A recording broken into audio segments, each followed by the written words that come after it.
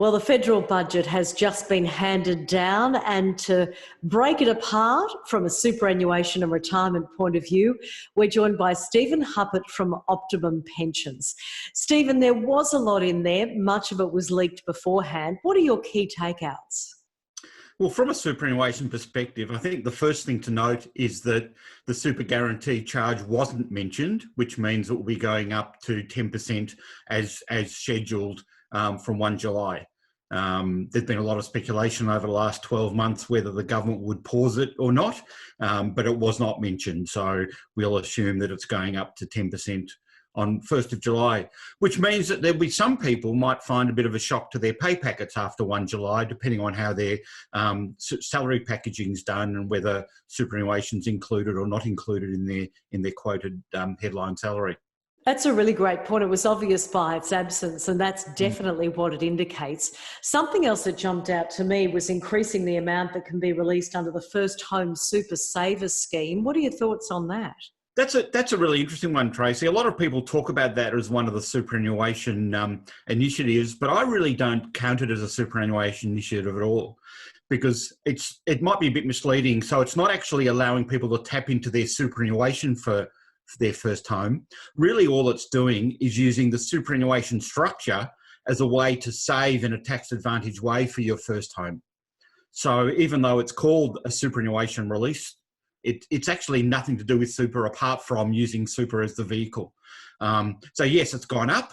The impact of that on housing prices and availability, I'm sure lots of housing economists will have a view on that, but I certainly don't see it as part of the superannuation announcements per se from the budget. The scrapping of the $450 a month threshold for the Superannuation Guarantee, is that a case of, well, that's great, but it's quite belated?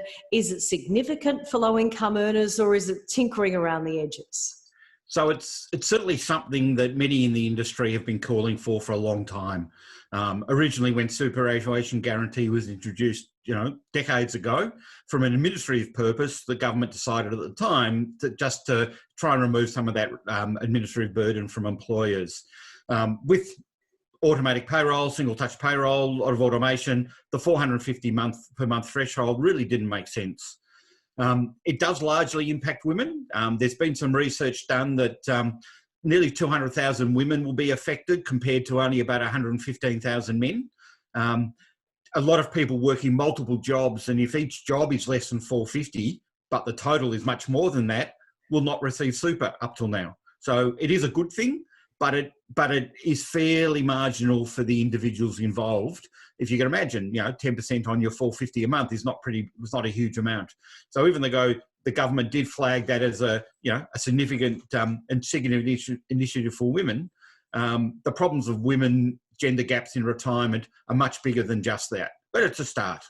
Yeah, speaking of that, some of the reportage prior to the budget was around whether the government would announce superannuation being paid on paid parental leave, which is predominantly, overwhelmingly taken by women, and yet that wasn't announced at all. What do you think happened there?